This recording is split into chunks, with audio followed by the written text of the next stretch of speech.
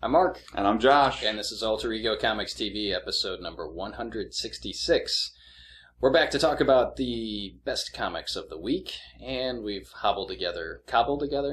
We hobbled to cobble. Hobbled as if we cut off its feet. Cobbled as if we made shoes. Yes. So, you know. We ate cobbler and came up with a top 5 list related to this week's books. It's top 5 cobblers. Yes. All right. Well, let's kick things off with The Amazing Spider-Man Learning to Crawl 1.2. Dear God in heaven, Marvel, you're going to make my head explode. Yeah, you couldn't just call this Learning to Crawl and have it be a miniseries and not have point numbers and...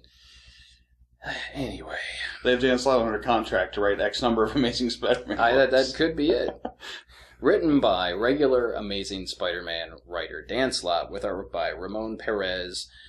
This is an untold story of Spider-Man's past. His first, really, week or a couple weeks as Spider-Man. And we've got a parallel story running, and they actually intersect in this issue, of a young lad who admires Spider-Man and is his number one fan at this point, who is very brainy like Peter Parker, and he comes up with some scientific whiz-bang gadgets to give himself pseudo-superpowers and calls himself Clash? Is that right? Slash? It's not Crash. What is your name? After one of the Dinobots? What is your name? Clash, it is. And I choose to be Clash, the spectacular sultan of sound. I think that was a Batman Beyond villain. Yes. So this is actually very good. It's different. It's definitely different because we're going back and we're doing revisionist history to some degree and exploring things that supposedly happened early on in Peter Parker's life. But it also uses contemporary gadgets such as email and cell phones. Right. Well, it's only 13 years in the past. So they're in 2000. It's 13 years in the past, but it still looks like Peter's in the 1960s. Yes. Which is kind of... Don't think about it too much. Just enjoy the ride. It's a well-written Spider-Man story, as all of Dan Slott's Spider-Man stories are. I'm really enjoying it. I think it's 4-point issues. It reminds me a lot of Untold Tales of Spider-Man, written by Kurt Busiek, which is available in an omnibus, the entire series, or also in graphic novel trade paperback format. And it's great. If you like Spider-Man and you're looking for stories that took place in the past that are new and fresh and different, this is for you. Cool. Also out this week from Marvel, we've got Captain Marvel number 4, written by Kelly Sue DeConnick with art by Mr. David Lopez. And I do like Captain Marvel. You don't have to apologize. Actually, I have to apologize a little bit. I'm not apologizing. I'm not saying I actually don't like... I don't like Captain Marvel, Carol Danvers specifically. I like the book. I really enjoyed since the reboot. The old one was good. I like the World War II kind of aviator feel they had going on with the old other one. characters. The one from a year and a half ago? Yeah, the one from a year ago? It's the previous series. It's long ago and far away. Not the way old John Byrne, Chris Claremont one from the 70s. No, this one has much more of a fun space feel, and it's very cool. We've got Carol running around trying to solve problems on different planets, sometimes with the Guardians, sometimes solo. And in this issue, I hope what we're seeing is what's setting up the arc to come, and she assembles kind of her own motley crew of A-team people out of the survivors, and they have great banter back and forth, and it's fun. It's going to new worlds, parts of the Marvel Universe, and alien races we've never seen before. And it's just fun, and it's the edge. It's like Star Trek. You know, you never know what you're going to get in any given issue. It's really well written. The characterizations are awesome. So if you gave up because of the horrible cover for issue 2, come back. It got better. And that's what Marvel is really excelling at right now, is telling good stories. Yeah. I mean, better than good stories, telling great stories. So many of their all-new Marvel Now or their relaunched books are getting people's attention, and we encourage you to come back and check out characters that you may have written off in the past. characters we're going to get to another one in a minute, but, Captain Marvel and the new Ms. Marvel, and I'm going to start, I sound like a broken record already, because all I talk about is Ms. Marvel and Miles Morales, Ultimate Spider-Man. And Nova. And Nova. Yes. All right, moving right along. Next up for me is The United States of Murder, Inc. This is a creator-owned comic published by Marvel's Icon imprint by Brian Michael Bendis and Michael Avon Oeming, the creators behind the Powers comic book. So it definitely has a Powers look because it's drawn by the same dude. This story focuses on the mob basically controlling the United States, how they got to where they are. I think it's just the eastern, I think it's like the New York area. Yeah. I don't think, because when they talk about going to D.C., they're going out of the territory. But they still have a lot of these politicians in their back pockets. Yeah, so but they don't, legitimately control. And did you read this? I did. Okay, so do you even know what you're talking about? Apparently not. There's a scene in the beginning which, sets up probably how this timeline diverted from the actual timeline that we're living in. At least, and I really like his choice to not do that until the second issue. Yeah, the first issue was really good on its own merits. Absolutely. I think if this had been in the first issue, that would have been the whole story. Yeah. It's very cool. So, yeah, it's...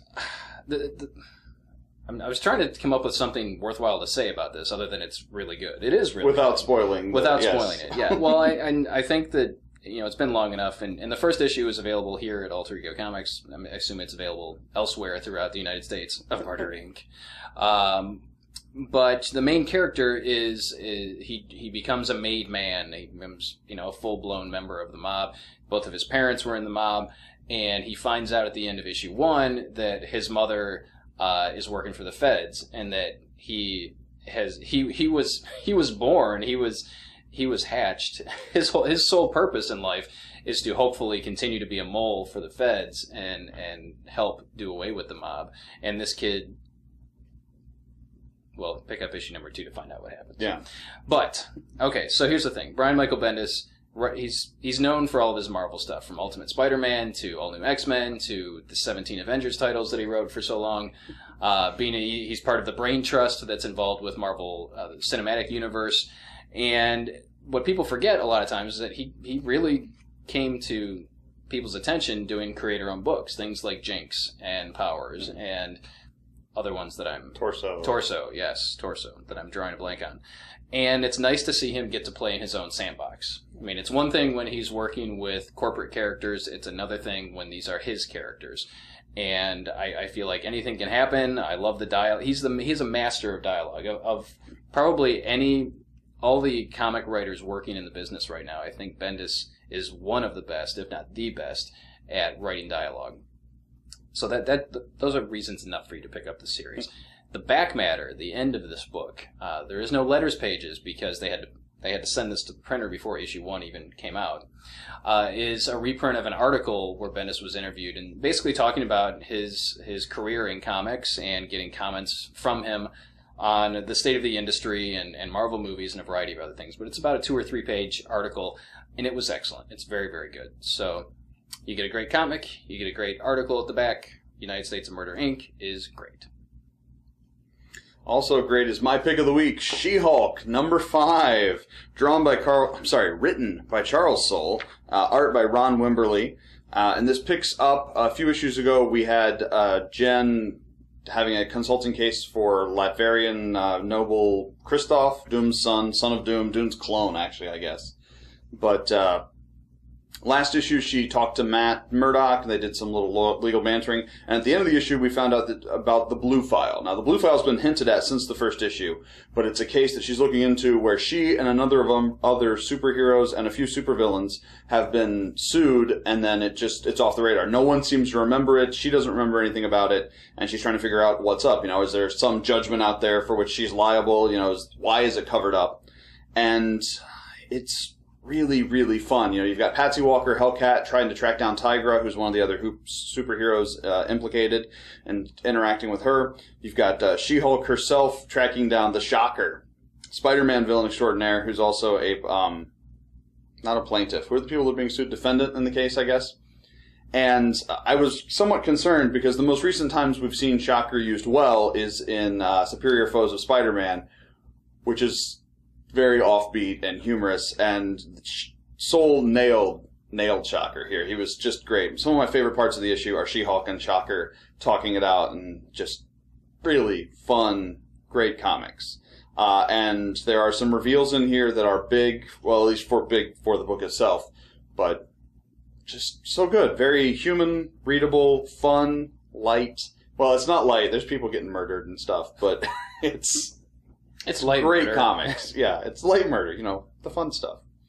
So She-Hulk was just amazing, and when you look at it, it may make you sad, because some of the artistic choices are interesting, but the words are worth the art. The words are worth putting up with the art. So here's what you should do. You should buy this, have someone read it to you. I actually offer this as a service. I will read it as Sean Connery if you like. I think we should create the audio version of Yes. comics.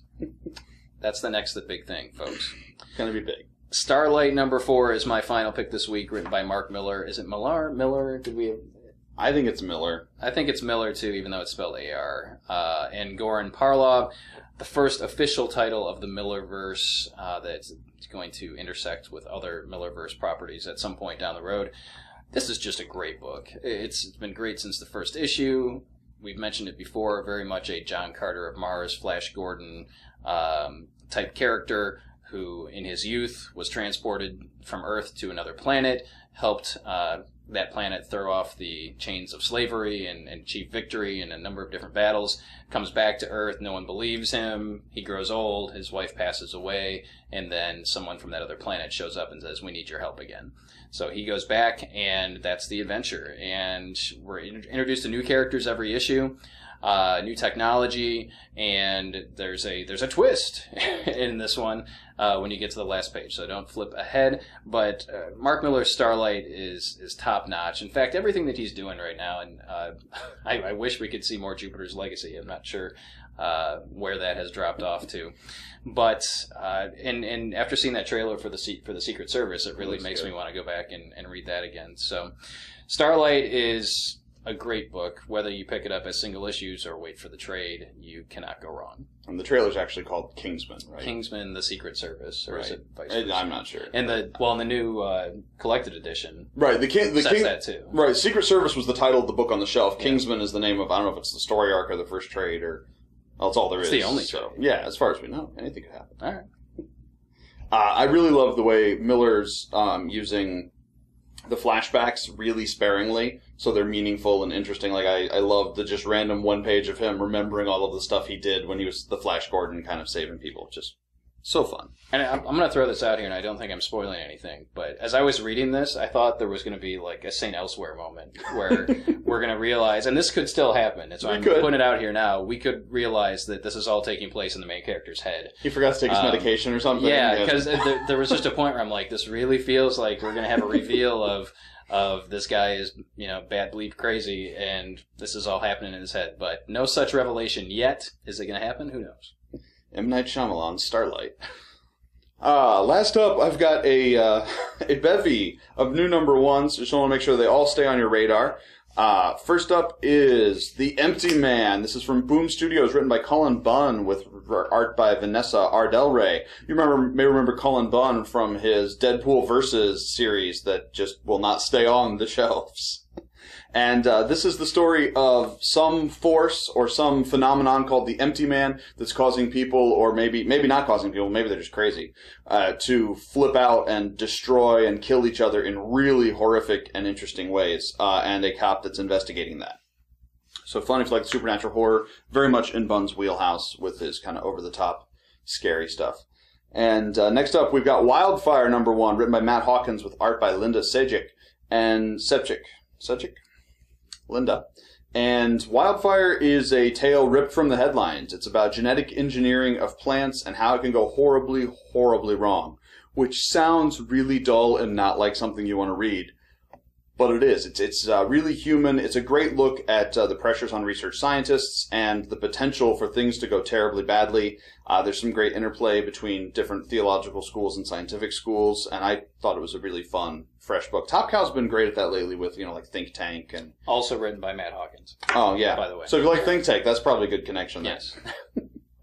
But Wildfire #1 on the stands. And last up is Red City, written by Daniel Corey with art by Mark Dos Santos. And there's a lot of names on this cover. No, that is right. Santos is the pencil. And this is a noir on Mars, which is very fun. We're set in the future. We've got a guy who has a checkered past, and he gets a job to try and clear some of the red out of his ledger. And I don't even know how to describe it. It's very cool. It's neat. It's structured in an interesting way, like a lot of the classic noir films were with flashbacks and stuff. And it has a great sci-fi feel, but it still has the nice gritty feeling. You know, a lot of times when you go to the future, everything's all shiny and people have the jumpsuits and the glowing marks in their hands, and it doesn't feel grim and dark. And Red City manages to capture a futuristic world that is still very scary and very human. So Red City #1 on the stands now. So there are plenty of options for new indie stuff to check out this week. All right, so our top 5 list this week. Top 5 Mark Millar stories. Okay, and my normal questions apply. Are we based on quality, preference, or importance?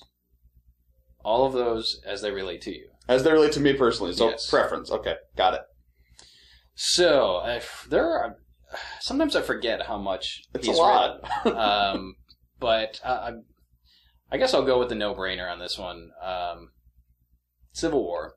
Yeah, so there are plenty of no-brainers, so I'll take the Marvel no-brainer, which is Civil War. Civil War here at the shop is the gateway to Marvel Comics for lots of new people when they come in.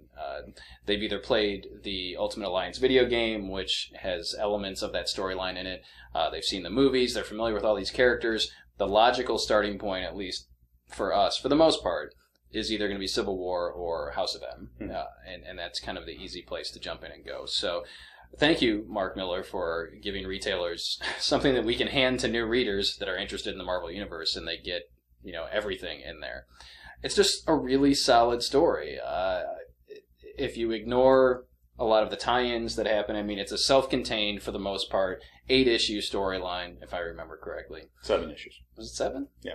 Well, it took long enough for 8 issues, but it was 7. And a lot of stuff happened in that. Mm-hmm. I mean, a lot of stuff that affected the Marvel Universe until they decided to retcon things and throw things in the trash. But I think it's still very relevant. It's still great to look at. Got great Steve McNiven artwork in there. And I think Mark Millar did a great job of capturing the voices of the giant cast of characters that are in that. So Civil War is my pick for #1. There is no particular order. I was going to say, if that's #1, I'm going to dispute. Is a pick. There is no... well, I will take the no-brainer on the other side then. DC Comics, Superman Red Sun. The story of Kal-El landing on Earth 12 hours later, meaning rather than Kansas, he winds up in Soviet Russia. And it turns out communism works a lot better if you have someone who can move at the speed of thought and lift trains by himself. It's really great. It's one of those Elseworld stories that's just... The idea itself is so perfect. Communist Superman. Bolshevik Batman. You have Hal Jordan flying against him as a U.S. pilot. You've got the weird Wonder Woman, who Wonder Woman shouldn't be any different in this universe, but somehow she's scarier. I don't know if she's reflecting Superman or what, but just really, really solid stuff. And I worry that someday Red Sun isn't going to read as well, because, I mean, like your kids never grew up with the shadow of the bear. No. I mean, what do they think when they watch Rocky IV? Or, it's hard to appreciate how scary the idea of Russia was during the Cold War.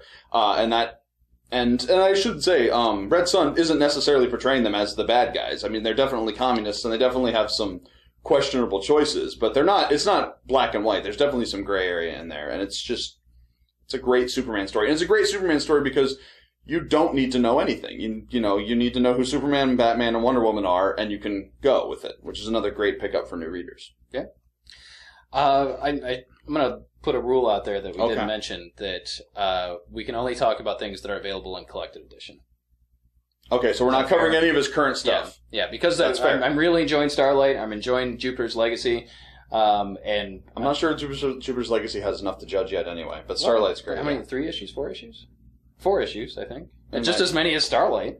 Yeah, but Starlight's actually brought them out in 4 months in a row. Yeah. All right, so only stuff must be available in collected edition. Which is fair, because you don't want to judge something before it's done. You wouldn't say Star Wars is good 40 minutes in. It is. I'm going to go with... I know how this is going to shake out. I'm going to go with Old Man Logan. Okay. and I had actually forgotten about that. So that's it's got great rereadability. Is that a word? It is. It's one of those that you can go back and pull off the shelf. And again, artwork by Steve McNiven. Basically, it takes place in the future. Wolverine has sworn off violence because of a horrific incident in his past. The villains have basically won in this universe, and they've divided up the United States, and each major villain, the Kingpin, Venom, Doctor Doom, and the Hulk. That's the freakiest part of it. We'll not talk. There will be no talk of that. We're talking about how they split up the planet. Right, how they split up the United States. And Wolverine is basically living this quiet life as a farmer someplace until Hawkeye old man, hippie Hawkeye shows up and needs Logan's help to be a drug runner on a mission. And so you got literally Hawkeye is very much an Oliver Queen from The Dark Knight Returns in this one, as far as I can tell. And he's driving the spider buggy. That's right. Which was very cool. There are a lot of little Easter eggs for longtime Marvel fans. So you run into lots of familiar Marvel characters. You run into a very disturbing version of the Hulk and the Hulk family. It's just fun. Peter Parker's daughter is in it. And dinosaurs infused with the symbiote. With the symbiote, yeah. Terrifying. You got a venomized dinosaur. It's a fun, wild ride that in my mind, is one of the best future Marvel stories. It gives a. You're talking about like the X-Men, the end, Avengers. Yeah, all that stuff there's so many versions right. of the classic Marvel characters in the quote-unquote future. Now, we've passed some of those future dates, right. but I could totally see this story happening, and it was very enjoyable. It took a long time to tell the story. There were numerous delays, and that's one of the reasons why it's really great to pick it up in collected edition. If you're a Wolverine fan, it's a no-brainer, but if you're a Marvel Universe fan, it's equally as enjoyable. My next pick would be Nemesis. Do you remember who penciled that? Because I don't. It's written by Mark Millar, obviously. Steve McNiven. Is it Steve McNiven? I believe, yes. Thought it might be. This is the Mark Millar Steve McNiven show. Apparently. So this is one of Millar's creator-owned pieces. It's not part of the Miller world. No, it was an Icon. It was an Icon brand. Okay. And I have a love-hate relationship with a lot of his early creator-owned stuff. I'm not a fan of Kick-Ass and some of those. But Nemesis was the first one that I read and really loved beginning to end. Sometimes Miller and I have a problem with endings, like the ending of Civil War I wasn't crazy about. But Nemesis is the story of a supervillain basically challenging the smartest, or who he thinks is the best police chief in the city or in the country, to a game to prove who's smarter. There's hostages taking of important people, family members, and I believe the president's involved as far as hostages and threatening and stuff. And it's this great game of cat and mouse between a smart cop and a maybe even smarter supervillain. And the whole thing hangs on the last issue and everything coming together in just the best ending he's ever written, in my opinion. And it's just great. I think it would make an awesome movie. It's a great self-contained story. It's an example of far too often bad guys fail because they're dumb or because the good guys are just the good guys. But this is a tale where the bad guy is, really, if not necessarily really smart, really prepared and really ruthless. He's like evil Batman. And that's just lots of fun to read. It is going to be a movie. It is. It's awesome. Been in development probably since before the comic came out. Oh, wow. So who knows? I don't know how far along these things. I think Secret Service was just like, I was amazed at how quickly we had a Secret Service movie. Oh, yeah. I mean, so yeah, I believe we're going to see a Nemesis film at some point. I'm torn. Do you have another one? I will give you the last word. No, you can have it. I mean, there are others, but it's none I feel super strongly about. Well, and I mean, if we're going importance, I mean, Wanted or Kick-Ass, either one would qualify, certainly. I was leaning towards the Ultimates. as far as importance. That is very important. It's not, and I guess I'm changing the rules again because it's not one of my favorites. It's not one that I. Well, you said all of them, so it's not one that I want to read over and over again. But you can't deny the importance and the significance of the Ultimates. Right. The introduction of Nick Fury looking like Samuel L. Jackson, the version of, well, I don't know. I would say the modern day Avengers owe a lot to the Ultimates, both in the film universe and in print. So, are we going to give a synopsis of what the Ultimates is for those who don't know? You can. I mean, it's pretty straightforward. When the Ultimate Universe was introduced around a decade ago, a little more than a decade ago, the first book was Amazing Spider-Man, and then Ultimate Spider-Man. Ultimate Amazing Miles Morales. No. Yes. And then after that, the first Avengers book was the Ultimates. And so it has Millar's envisioned ultimate extreme version of the Avengers. Steve Rogers is much more World War II-y. You know, he's not as soft edges and politically correct as you get now. He thinks like someone from the 40s. The Hulk is freaking terrifying and eats people and is really, like, a lot of times in the comics, like, oh, the Hulk destroys stuff, but he never kills anybody, and the Avengers can always be like, Hulk, hit that guy, and it works. But Ultimate Hulk doesn't take no direction from anybody. Hank Pym, Giant Man, is pretty whacked out. Yeah. And in this, basically, it's a Mark Millar book, so everybody's whacked out. Tony is similar, but a little more extreme in the womanizing and and the drinking and. I mean, it came out in 2000, 2001, so it's set in present day. So that was the beauty of the Ultimate Universe, is it didn't have to deal with 40 years of history and characters who were introduced in the 1960s. This is us meeting these characters for the first time in present day back in 2000. Right. The Triskelion is mentioned in there, and that's shows up in Captain America: Winter Soldier in the film. The Chitauri. Yeah, the Chitauri. It just occurred to me the other day why they used the Chitauri in the movie. Why? Because Skrulls first appeared in Fantastic Four #3, and they may not actually have the rights to Skrulls. Interesting. I hadn't thought about that. Yeah, I didn't either until I was reading. And I could be wrong on this. Am I wrong on this? I don't know. He started out writing Ultimate Fantastic Four also, and I don't remember if he was the one that introduced the zombie-verse. I want to say it was Kirkman, but I'm not sure. Yeah, I'll have to check our notes. We'll find out. But if that's the case, again, he got the ball rolling on the Marvel Zombies universe as well. So Mark Millar, no sign of slowing down as a creative force, both in comics and in film. Great stuff. If you haven't read any of his stuff, we gave you 5 things to start with, but there's just so much good Mark Millar-ness out there. Most of it drawn by Steve McNiven. So that's it. We do want to thank you for all the comments on the past couple of episodes. The Kurt Russell one got a lot of feedback as far as people naming their movies, and how could we forget such and such? And yes, there are so many. I was out of town last weekend and just flipping through cable, and Miracle was on. I got sucked into watching Miracle. Not a great Kurt Russell movie, but a great American movie. He doesn't really do that much anymore. No, in the last 10 or 15 years, he paces. Well, I thought you were talking about that movie. He paces around chewing gum and saying, "Get out there, boys!" And that's about it. That's what coaches do, Mark. Yeah.